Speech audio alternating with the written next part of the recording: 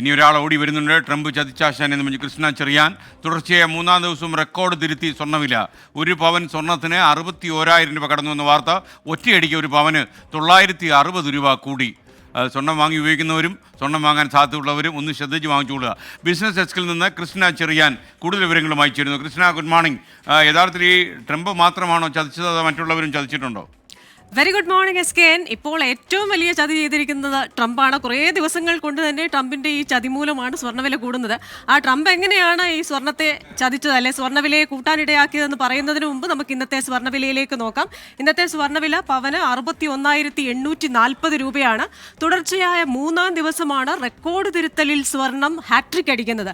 നോക്കിക്കേ, ഇവിടെ 60,080 രൂപ, അവിടെ നിന്ന് 60,760 ഉയർന്ന് വീണ്ടും റെക്കോർഡ് തിരുത്തുന്നു. അവിടെ നിന്ന് വീണ്ടും 60,880 ഉയർന്ന റെക്കോർഡ് തിരുത്തുന്നു. ഇന്നിപ്പോൾ 61,840. ഒരൊറ്റ ദിവസം കൊണ്ട് ഒരു പവൻ, അതായത് 8 ഗ്രാമിന് കൂടിയത് 960 രൂപ, 1000 രൂപയ്ക്കടുത്ത്. ഇനി കഴിഞ്ഞ ഡിസംബർ എന്ന് പറഞ്ഞാൽ കഴിഞ്ഞ മാസം ഇതേ ദിവസം 31-ന് സ്വർണം ഒരു പവൻ വാങ്ങിയവര് 4,960 രൂപ ലാഭത്തിലാണ് വാങ്ങിയത്. അതായത് കഴിഞ്ഞ മാസത്തിൽ നിന്ന് ഈ മാസം അതേ ദിവസത്തിലേക്ക് എത്തുമ്പോൾ ഒരു പവന് 8 ഗ്രാമിന് കൂടിയിരിക്കുന്നത് 4,960 രൂപയാണ്. 5,000 രൂപയുടെ വ്യത്യാസം ഒരു മാസത്തിൽ. ഒന്ന് ആലോചിച്ച് നോക്കൂ. ഈ 3 ദിവസങ്ങളിൽ കൂടിയത് 1,760 രൂപയാണ് ഒരു പവന്. ഇനി ഇന്നത്തെ ഗ്രാമിന്റെ വില 7,730 രൂപയാണ്. 120 രൂപയാണ് ഗ്രാമിന് കൂടിയിരിക്കുന്നത്.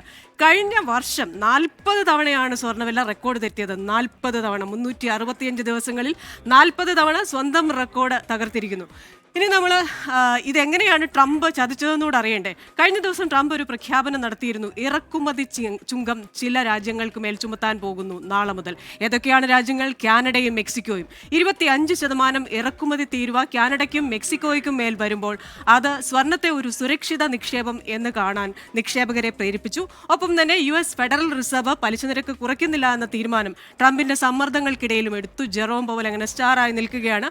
അപ്പോൾ ഫെഡറൽ റിസർവ് പലിശ നിരക്ക് കുറയ്ക്കുന്നില്ല, മറുവശത്ത് ട്രംപിന്റെ ഇറക്കുമതി തീരുവ പല രാജ്യങ്ങൾക്കും മേൽ വരാൻ പോകുന്നു. അങ്ങനെ മൊത്തത്തിലൊരു അനിശ്ചിതത്വമാണ്. അപ്പോൾ ഈ അനിശ്ചിതത്വങ്ങൾക്കിടയിൽ അല്പം സേഫ് ആയിട്ടുള്ളത് സ്വർണം ആണെന്ന് കരുതി നിക്ഷേപകർ സ്വർണത്തിലേക്ക് തിരിയുന്നതാണ് സ്വർണ്ണവില കൂടാൻ കാരണം. അങ്ങനെയാണ് ട്രംപിന്റെ ചതി, മറ്റു രീതിയിലല്ല.